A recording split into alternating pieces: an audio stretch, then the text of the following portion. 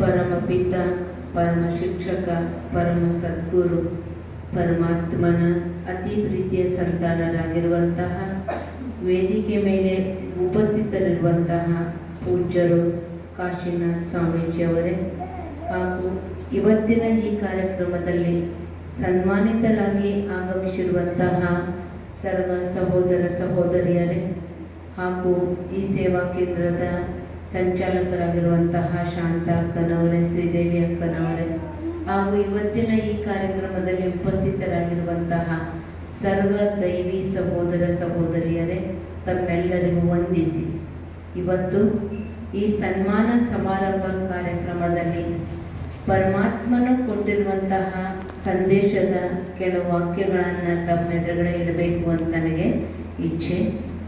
ಹೇಗೆ ಪರಮಾತ್ಮನು ಈಗ ಒಬ್ಬ ತೋಟಿಗ ಇರ್ತಾನೆ, ಹೂದೋಟದ ಮಾಲೀಕ ಇರ್ತಾನೆ, ಹೂದೋಟವನ್ನು ಬೆಳೆಯುವಂಥವನು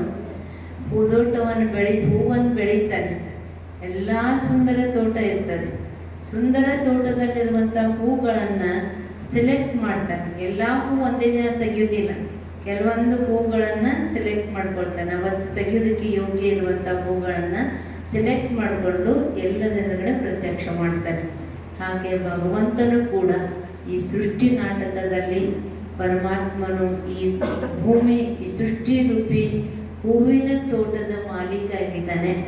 ನಾವೆಲ್ಲ ಮಕ್ಕಳನ್ನು ಅಲ್ಲಲ್ಲಿರುವಂತಹ ಯೋಗ್ಯ ಇರುವಂಥವರನ್ನ ಆರಿಸಿಕೊಂಡಿದ್ದಾನೆ. ಅದಕ್ಕೆ ಹೇಳಲಾಗ್ತದೆ, ಶುದ್ಧಾತ್ಮಗಳ ಒಂದು ಸಂಗಮ, ಸುಗಂಧಿತ ಪರಿಮಳ ಘಮ ಘಮ ಅಂತ. ನಮಗೆಲ್ಲರೂ ಇರುವಂಥದ್ದು ಶುದ್ಧಾತ್ಮಗಳ ಸತ್ಸಂಗದಲ್ಲಿ ನಾವೆಲ್ಲರೂ ಕೂತ್ಕೊಂಡಿದ್ದೀವಿ. ಈ ಸಮಯದಲ್ಲಿ ಪರಮಾತ್ಮನು ತಿಳಿಸಿಕೊಡುವಂತಹ ಕೆಲವೊಂದು ವಿಚಾರಗಳನ್ನು ನಾವು ಕೇಳಬೇಕು ಅಂತ ಇಚ್ಛೆ. ಪರಮಾತ್ಮನು ಈ ಸೃಷ್ಟಿಯ ಮೇಲೆ ಅವತರಿಸಿದ್ದಾರೆ. 1932ನೇ ಇಸ್ವಿಯಲ್ಲಿ ನಿರಾಕಾರನಾಗಿರುವಂತಹ ಪರಮಾತ್ಮನು ಸಾಕಾರಿ ಶರೀರದ ಆಧಾರವನ್ನು ಪಡೆದುಕೊಂಡು ಈ ಸೃಷ್ಟಿಯ ಪರಿವರ್ತನೆಗೋಸ್ಕರ ಈ ಭೂಮಿಯ ಮೇಲೆ ಅವತರಿಸಿ ಈ ಸೃಷ್ಟಿಯ ಮೇಲೆ ಪ್ರಜಾಪಿತ ಬ್ರಹ್ಮಕುಮಾರಿ ಈಶ್ವರ್ಯ ವಿಶ್ವವಿದ್ಯಾಲಯ ಅನ್ನುವಂತಹ ವಿದ್ಯಾಲಯವನ್ನು ಸ್ಥಾಪಿಸಿ ಈ ವಿದ್ಯಾಲಯದ ಮುಖಾಂತರ ಪರಮಾತ್ಮನು ಶಿಕ್ಷಣವನ್ನು ಕೊಡ್ತಾ ಇದ್ದಾರೆ. ಪರಮಾತ್ಮನು ಕೊಡುವಂತಹ ಶಿಕ್ಷಣ ಅಥವಾ ಈ ಈಶ್ವರ್ಯ ವಿಶ್ವವಿದ್ಯಾಲಯದ ಉದ್ದೇಶನೇ ಏನು, ಲಕ್ಷ್ಯ ಏನು, ಗುರಿ ಏನು ಅಂತಂದರೆ ಮಾನವನಿಂದ ದೇವಮಾನವ ಆಗುವಂಥದ್ದು. ಯಾಕೆ ಇದು ಅವಶ್ಯಕತೆ ಇದೆ ಅಂತಂದರೆ, ಇದೇ ಭೂಮಿ 5000 ವರ್ಷದ ಹಿಂದೆ ಸ್ವರ್ಗ ಆಗಿತ್ತು. ಇದೇ ಭೂಮಿಯ ಮೇಲೆ 5000 ವರ್ಷದ ಹಿಂದೆ ಒಂದು ಧರ್ಮ, ಒಂದು ರಾಜ್ಯ, ಒಂದು ಭಾಷೆ ಇರುವಂತಹ ಸುಂದರ ಸಂಸಾರ ಆಗಿತ್ತು. ಆದರೆ ಇವತ್ತು 5000 ವರ್ಷಗಳ ನಂತರ ಅಂತ್ಯದಲ್ಲಿದೆ. ಈ ಸೃಷ್ಟಿಯಲ್ಲಿ 4 ಯುಗಗಳು, ಸತ್ಯಯುಗ, ತ್ರೇತಾಯುಗ, ದ್ವಾಪರ ಯುಗ, ಕಲಿಯುಗ. ಈಗ ಸತ್ಯ, ತ್ರೇತ, ದ್ವಾಪರ, ಕಲಿಯುಗ ಸುತ್ತುತ್ತಾ ನಾವೀಗ ಎಲ್ಲಿ ಬಂದು ತಲುಪಿದ್ದೇವೆ ಅಂದರೆ ಕಲಿಯುಗಕ್ಕೆ ಬಂದು ತಲುಪಿದ್ದೀವಿ. ಈ ಕಲಿಯುಗಕ್ಕೆ ಬಂದು ತಲುಪಿದ ಮೇಲೆ ಪುನಃ ಈ ಭೂಮಿಯ ಮೇಲೆ ಸತ್ಯಯುಗ ಬರಲಿದೆ.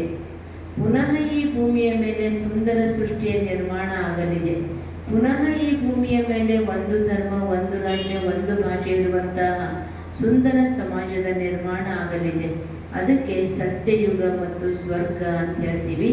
ಯಾಕೆ ಅಂತಹ ಸಮಾಜದ ನಿರ್ಮಾಣ, ಅಂತಹ ರಾಜ್ಯದ ಸ್ಥಾಪನೆ ಆಗ್ತದೆ ಅಂತಂದರೆ, ಮಾಡಬೇಕಾಗಿದೆ ಅಂತಂದರೆ, ಈ ಸೃಷ್ಟಿಯ ಮೇಲೆ ಇವತ್ತು ಎಲ್ಲ ಕಡೆಗೂ ನಾವು ನೋಡ್ತಾ ಇದ್ದೀವಿ ಮೌಲ್ಯಗಳ ಪತನ, ಮೌಲ್ಯಗಳ ಕುಸಿತ, ಗುಣಗಳನ್ನು ಕಳ್ಕೊಂಡಿದ್ದೀವಿ.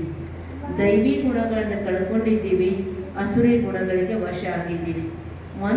ಮನುಷ್ಯನಂತೆ ವರ್ತನೆ ಮಾಡದೆ ಪ್ರಾಣಿಗಳಿಗಿಂತಲೂ ಕನಿಷ್ಠನಾಗಿದ್ದಾನೆ.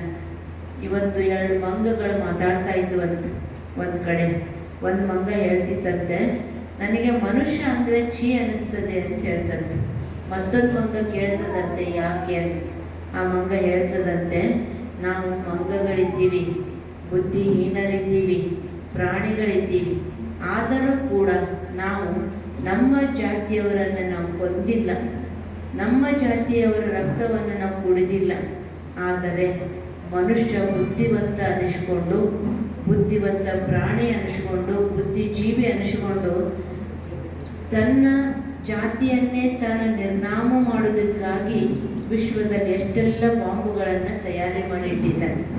ತನ್ನ ಜಾತಿಯವರನ್ನು ತಾನು ಕೊಲ್ತಾ ಇದ್ದಾನೆ, ತನ್ನ ಜಾತಿಯವರ ರಕ್ತವನ್ನು ತಾನು ಕುಡಿತಾ ಇದ್ದಾನೆ. ಆ ಮನುಷ್ಯ ಇಂತಹ ಕೆಲಸ ಮಾಡೋ ಕಾರಣದಿಂದ ಅಷ್ಟೇ ಅಲ್ಲದೆ ಮನುಷ್ಯ ಮಂಗನ ಜಾತಿಯವನು ಅಂತ ಹೇಳ್ಕೊಳ್ತಾ ಇದ್ದಾನಲ್ಲ, ನಮ್ಮ ಜಾತಿಗೆ ಕಲಂಕ ತರ್ತಾನೆ ಅಂತ ನನಗೆ ಮನುಷ್ಯ ಅಂದರೆ ಛೀ ಅನ್ನಿಸ್ತದೆ ಅಂತ ಆ ಮಂಗ ಮಾತಾಡ್ತಾ ಇತ್ತಂತೆ. ಈ ಮಾತು ಎಷ್ಟು ಪರ್ಸೆಂಟೇಜ್ ಸತ್ಯ ಅಂತ ನಾವು ನೋಡಿದಾಗ ದಿನನಿತ್ಯವೂ ಪೇಪರ್ಗಳಲ್ಲಿ ಬರ್ತವೆ.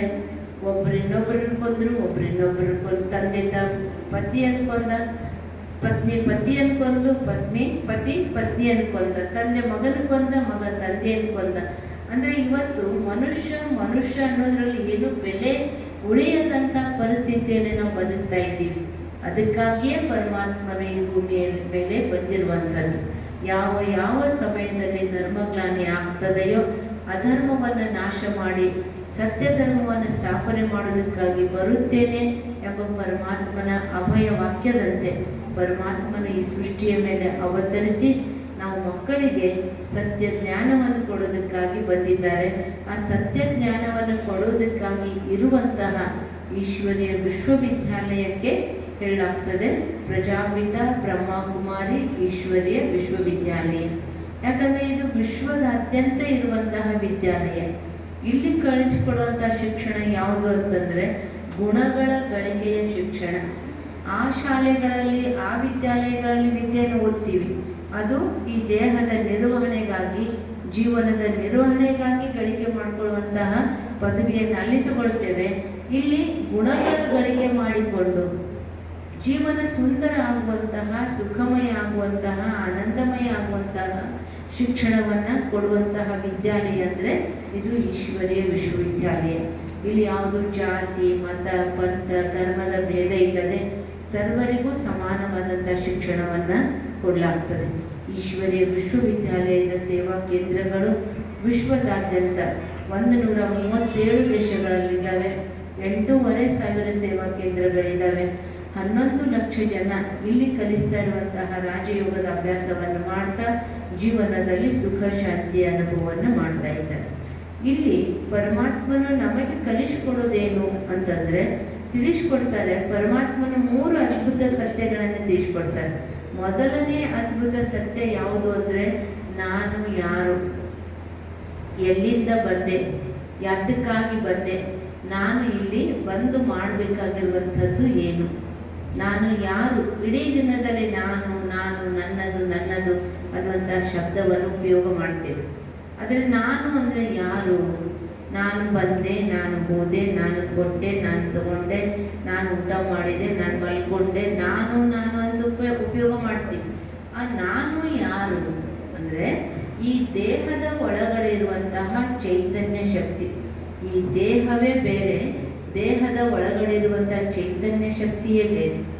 ನಾನು ಅಂತಂದರೆ ಆ ಚೈತನ್ಯ ಶಕ್ತಿ, ನನ್ನದು ಅಂದರೆ ಆ ಚೈತನ್ಯ ಶಕ್ತಿಗೆ ಸಂಬಂಧಪಟ್ಟಿರುವಂತಹ ಈ ದೇಹ. ಈ ದೇಹಕ್ಕೆ ನನ್ನದು ಅಂತ ಹೇಳ್ತೀವಿ. ಕೈ ನನ್ನದು, ಕಣ್ಣು ನನ್ನದು, ತಲೆ ನನ್ನದು, ದೇಹ ನನ್ನದು ಅಂತ ಹೇಳ್ತೀವಿ. ನಾನೇ ಕೈ ನಾನೇ ಕಣ್ಣು ಅಂತ ಹೇಳಿಲ್ಲ, ಇದು ದೇಹ ನನ್ನದು. ಈ ದೇಹದ ಒಳಗಡೆ ಇರುವಂತಹ ಚೈತನ್ಯ ಶಕ್ತಿ ಆತ್ಮ ನಾನಾಗಿದ್ದೇನೆ. ಆತ್ಮ ಅಜರ ಅಮರ ಅವಿನಾಶಿಯಾಗಿರುವಂಥದ್ದು. ಆತ್ಮಕ್ಕೆ ಯಾವುದೇ ಜಾತಿ ಮತ ಪಂಥ ಧರ್ಮದ ಭೇದ ಭಾವ ಇಲ್ಲ. ಅದಕ್ಕೆ ಜಾತಿಹೀನನ ಮನೆಯ ಜ್ಯೋತಿತಾಹೀನವೇ ಅಂತ ಹೇಳಿದರು. ನಾವೆಲ್ಲರೂ 100 ಜಾತಿಗಳನ್ನು ಸೃಷ್ಟಿ ಮಾಡ್ಕೊಂಡಿದ್ದೀವಿ. ಆದರೆ ಈ ದೇಹದೊಳಗಡೆ ಇರುವಂತಹ ಜ್ಯೋತಿಗೆ ಜಾತಿ ಎನ್ನುವಂಥದ್ದು ಇಲ್ಲ. ನಾವೆಲ್ಲರೂ ಆತ್ಮಗಳಿದ್ದೇವೆ. ಆತ್ಮದ ಗುಣಗಳು ಅಂದರೆ ಶಾಂತಿ, ಪ್ರೀತಿ, ಆನಂದ, ಸುಖ, ಜ್ಞಾನ, ಪವಿತ್ರತೆ, ಶಕ್ತಿ. ಈ 7 ಗುಣಗಳು ನನ್ನ ಆತ್ಮನ ಗುಣಗಳಿದ್ದಾವೆ. ನಾವೆಲ್ಲ ಆತ್ಮಗಳು ಒಂದೇ ಮನೆಯಿಂದ ಬಂದಿದ್ದೀವಿ. ಅದಕ್ಕೆ ಹೇಳಲಾಗ್ತದೆ, ಅಲ್ಲಿದೆ ನೋಡು ನನ್ನ ಮನೆ, ಇಲ್ಲಿಗೆ ಬಂದೆವು ಸುಮ್ಮನೆ. ನಾವೆಲ್ಲರೂ ಆ ಮನೆಯಿಂದ ಈ ಸೃಷ್ಟಿ ನಾಟಕದ ಮೇಲೆ ಪಾತ್ರ ಮಾಡೋದಕ್ಕಾಗಿ ಬಂದಿದ್ದೀವಿ. ನಮ್ಮೆಲ್ಲರದ್ದು ಪಾತ್ರ ಭಿನ್ನ ಭಿನ್ನ ಇದೆ. ಒಬ್ಬರಂತೆ ಪಾತ್ರ ಇನ್ನೊಬ್ಬರದ್ದೇ ಏನ್ರಿ? ಒಂದೇ ತಾಯಿ ಮಕ್ಕಳಿದ್ದೀವಿ, ಅವಳಿ ಜವಳಿನೇ ಇದ್ದಾರೆ. ಆದರೆ ಇಬ್ಬರದ್ದು ಹೆಬ್ಬೆರಳಿನ ಗುರುತು ಏನಂದರೆ ಬೇರೆ ಬೇರೆ ಇದೆ. ಪ್ರತಿಯೊಬ್ಬರ ಅದೃಷ್ಟ ಭಾಗ್ಯ ಭಿನ್ನ ಭಿನ್ನ ಇದೆ. ನಮ್ಮ ನಮ್ಮ ಕರ್ಮದ ಫಲವಾಗಿ ನಮ್ಮ ಭಾಗ್ಯವನ್ನ ಅದೃಷ್ಟದ ರೂಪದಲ್ಲಿ ನಾವು ತೆಗೆದುಕೊಂಡು ಈ ಭೂಮಿಯ ಮೇಲೆ ಎಲ್ಲರೂ ಬಂದು ನಮ್ಮ ನಮ್ಮ ಪಾತ್ರವನ್ನ ಮಾಡ್ತಾ ಇದ್ದೀವಿ. ಅದಕ್ಕೆ ಪರಮಾತ್ಮ ತಿಳಿಸೋದೇನು ಅಂತಂದ್ರೆ, ನೀವೇನು ಪಾತ್ರ ಮಾಡ್ತೀರಿ ಆ ಪಾತ್ರ ಹೇಗಿರಬೇಕು ಅಂತಂದ್ರೆ ಆ ಭಗವಂತನಿಗೆ ಮೆಚ್ಚುವಂತಹ ಪಾತ್ರ ಇರಬೇಕು, ನೋಡುವಂತಹ ಪ್ರೇಕ್ಷಕರು ಮೆಚ್ಚುವಂತಹ ಪಾತ್ರ ಇರಬೇಕು, ಪಾತ್ರ ಮಾಡುವಂಥವನಿಗೆ ತೃಪ್ತಿಕರವಾಗಿರುವಂತಹ ಪಾತ್ರ ಇರಬೇಕು. ಆಗ ಈ ಜೀವನ ಸಾರ್ಥಕ ಜೀವನ ಆಗ್ತದೆ. ನಾವು ಅಲ್ಲಿಂದ ಇಲ್ಲಿ ಬಂದಿದ್ದೀವಿ, ಪಾತ್ರ ಮಾಡ್ತಾ ಇದ್ದೀವಿ ಅಂದರೆ ನಮ್ಮ ಪಾತ್ರ ಭಗವಂತ ಮೆಚ್ಚುವಂತೆ ಇರಬೇಕು. ಯಾವಾಗ ಮೆಚ್ಚುತ್ತಾನೆ ಭಗವಂತ ಅಂತಂದರೆ, ನಾವೊಂದು ಹಾಡು ಕೇಳ್ತೀವಿ, ನದಿಯು ತನ್ನ ನೀರು ತಾನು ಕುಡಿಯದು, ಮರವು ತನ್ನ ಫಲವು ತಾನು ತಿನ್ನದು, ಬಳ್ಳಿ ತನ್ನ ಹೂವು ತಾನು ಮುಡಿಯದು, ಹಸುವು ತನ್ನ ಸುದೆಯ ತಾನು ಕುಡಿಯದು. ಇವೆಲ್ಲವೂ ಯಾರಿಗಾಗಿದ್ದಾವ್ರಿ? ಎಲ್ಲರಿಗಾಗಿದ್ದ. ಹಾಗೆ ನಾವು ಎಲ್ಲರಿಗಾಗಿದ್ದಾಗ ಭಗವಂತ ನಮ್ಮನ್ನು ಮೆಚ್ಚುತ್ತಾನೆ. ಎಲ್ಲರಿಗಾಗಿ ನಾವು ಇದ್ದೀವಿ ಅಂತಂದ್ರೆ ಎಲ್ಲರೂ ಮೆಚ್ಚುತ್ತಾರೆ, ಭಗವಂತನು ಮೆಚ್ಚುತ್ತಾನೆ. ಆಗ ನನಗೂ ಕೂಡ ಏನಾಗ್ತದೆ, ನನ್ನ ಜೀವನ ಸಾರ್ಥಕ ಆಯಿತು, ಎಲ್ಲರೂ ನನ್ನ ಪಾತ್ರವನ್ನು ಮೆಚ್ಚಿದ್ರು ಅಂತ ತೃಪ್ತ ಆಗ್ತದೆ. ಆಗ ನನ್ನ ಜೀವನ ಸಾರ್ಥಕ ಜೀವನ ಆಗ್ತದೆ. ಅದಕ್ಕೆ ಪರಮಾತ್ಮ ತಿಳಿಸಿಕೊಡೋದು ಏನು ಅಂದರೆ, ನಾನು ಯಾರು ಅನ್ನೋದನ್ನು ತಿಳಿದು ಎಲ್ಲರಿಗಾಗಿ ಇದ್ದು ನಿಮ್ಮ ಜೀವನವನ್ನು ಸಾರ್ಥಕ ಜೀವನವನ್ನಾಗಿ ಮಾಡಿಕೊಳ್ಳಿರಿ ಎಂದು ಪರಮಾತ್ಮ ಹೇಳ್ತಾರೆ. ಅದರ ಜೊತೆಗೆ ಇನ್ನೊಂದು ಎರಡನೇ ಸತ್ಯ ಪರಮಾತ್ಮ ತಿಳಿಸಿಕೊಡೋದು ಏನು ಅಂದರೆ, ಪರಮಾತ್ಮ ಯಾರು, ಪರಮಾತ್ಮ ಯಾರು, ಯಾತಕ್ಕೆ ಪರಮಾತ್ಮನ ನೆನಪು ಮಾಡಬೇಕು ಅನ್ನುವಂತಹ ಪ್ರಶ್ನೆ. ಅದಕ್ಕೆ ಪರಮಾತ್ಮ ಯಾರು ಅಂತಂದರೆ, ಪರಮಾತ್ಮನು ಇಡೀ ಜಗತ್ತಿನ ಒಡೆಯ. ಒಂದು ಮನೆ ಇದೆ ಅಂತಂದರೆ ಮನೆಗೆ ಒಬ್ಬ ಮಾಲೀಕ ಬೇಕು. ಹಾಗೆ ಈ ಜಗತ್ತಿದೆ ಅಂತಂದರೆ ಜಗತ್ತಿಗೆ ಮಾಲೀಕ ಒಬ್ಬಿದ್ದಾನೆ, ಅವನೇ ಪರಮಾತ್ಮ. ಅವನಿಗೆ ಜಗದೀಶ್ವರ, ವಿಶ್ವೇಶ್ವರ, ಲೋಕೇಶ್ವರ, ಪಶುಪತೇಶ್ವರ, ಮಹೇಶ್ವರ, ನೂರಾರು ಹೆಸರುಗಳಿಂದ ಕರೆದಿವೆ. ಆ ಪರಮಾತ್ಮ ನಿರಾಕಾರನಾಗಿರುವಂಥವನು, ಅಜನ್ಮ, ಅಯೋನಿಜ, ಅಭೋಕ್ತನಾಗಿರುವಂಥವನು. ಪರಮಾತ್ಮ ಸರ್ವಶಕ್ತಿವಂತನು ಹಾಗೂ ಸರ್ವ ಗುಣಗಳ ಸಾಗರ. ಆ ಪರಮಾತ್ಮನನ್ನು ಎಲ್ಲ ಧರ್ಮದವರು ಮಾನ್ಯತೆ ಮಾಡಿದ್ದೀವಿ. ಒಂದು ಧರ್ಮದಲ್ಲಿ, ಹಿಂದೂ ಧರ್ಮದಲ್ಲಿ ಹೇಳಿದ್ದೀವಿ, ದೇವನೊಬ್ಬ ನಾಮ ಹಲವು. ಪರಮಾತ್ಮನು ಒಬ್ಬಾತನೇ, ಅವನಿಗೆ ಹೆಸರುಗಳು ಅನೇಕ. ಕ್ರಿಶ್ಚಿಯನ್ ಧರ್ಮದಲ್ಲಿ ಕರೆದೀವಿ, God is one, God is right, God father ಅಂದರೆ ಪರಮಾತ್ಮನು ಒಬ್ಬಾತನೇ, ಪರಮಾತ್ಮನ ಪ್ರಕಾಶ ಸ್ವರೂಪದಲ್ಲಿರುವಂಥವನು, ಪರಮಾತ್ಮ ಎಲ್ಲರಿಗೂ ತಂದೆ. ಇಸ್ಲಾಂ ಧರ್ಮದಲ್ಲಿ ಹೇಳಿದರು, ಅಲ್ಲ ಏಕ್ ಮಹಿಮಾ ಅನೇಕ್, ಸಬ್ಕಾ ಮಾಲಿಕ್ ಏಕ ಹೇ. ಅವರು ಹೇಳಿರೋದೇನು, ಭಗವಂತ ಒಬ್ಬನೇ, ಪರಮಾತ್ಮನು ಪ್ರಕಾಶದ ರೂಪದಲ್ಲಿರುವಂಥವನು, ಅವನು ಎಲ್ಲರಿಗೂ ಮಾಲೀಕನು. ಸಿಖ್ ಧರ್ಮದಲ್ಲಿ ಹೇಳಿದರು, ಏಕ್ ಓಂಕಾರ ನಿರಾಕಾರ ನಿರ್ಭಯ ನಿರ್ಭಯನ್. ಪರಮಾತ್ಮನು ಒಬ್ಬಾತನೇ ಇದ್ದಾನೆ, ಅವನು ನಿರಾಕಾರ ಇದ್ದಾನೆ, ನಿರಹಂಕಾರಿ ಇದ್ದಾನೆ, ನಿರ್ಭಯ ಆಗಿದ್ದಾನೆ. ಈ ಎಲ್ಲರ ವಿಚಾರಗಳನ್ನು, ಮಹಾತ್ಮರ ಧರ್ಮಾತ್ಮರ ವಿಚಾರಗಳನ್ನು ಕೇಳಿದಾಗ, ಎಲ್ಲ ಧರ್ಮದವರ ಅಭಿಪ್ರಾಯವನ್ನು ನೋಡಿದಾಗ ಸ್ಪಷ್ಟ ಆಗ್ತದೆ, ನಮ್ಮೆಲ್ಲರಿಗೂ ಪರಮಾತ್ಮನು ಒಬ್ಬಾತನೇ, ನಮ್ಮೆಲ್ಲರಿಗೂ ಪರಮಾತ್ಮನು ಒಬ್ಬಾತನೇ ಇದ್ದಾನೆ. ಅಂದಮೇಲೆ ಪರಮಾತ್ಮ ಯಾರು ಅಂದರೆ, ಸರ್ವ ಧರ್ಮದ ಆತ್ಮಗಳ ಏಕೈಕ ಪಿತ ಶಿವ ಪರಮಾತ್ಮ. ಆ ಪರಮಾತ್ಮನ ರೂಪ ಬಿಂದು ಸ್ವರೂಪ, ಅವನ ಹೆಸರು ಶಿವ. ಪರಮಾತ್ಮನ ಕರ್ತವ್ಯ ಜಗತ್ತಿಗೆ ಕಲ್ಯಾಣವನ್ನು ಮಾಡುವಂಥದ್ದು. ಹಾಗೂ ಪರಮಾತ್ಮನ ಗುಣಗಳು ಶಾಂತಿಯ ಸಾಗರ, ದಯಾ ಸಾಗರ, ಕರುಣಾ ಸಾಗರ, ಪತಿತ ಪಾವ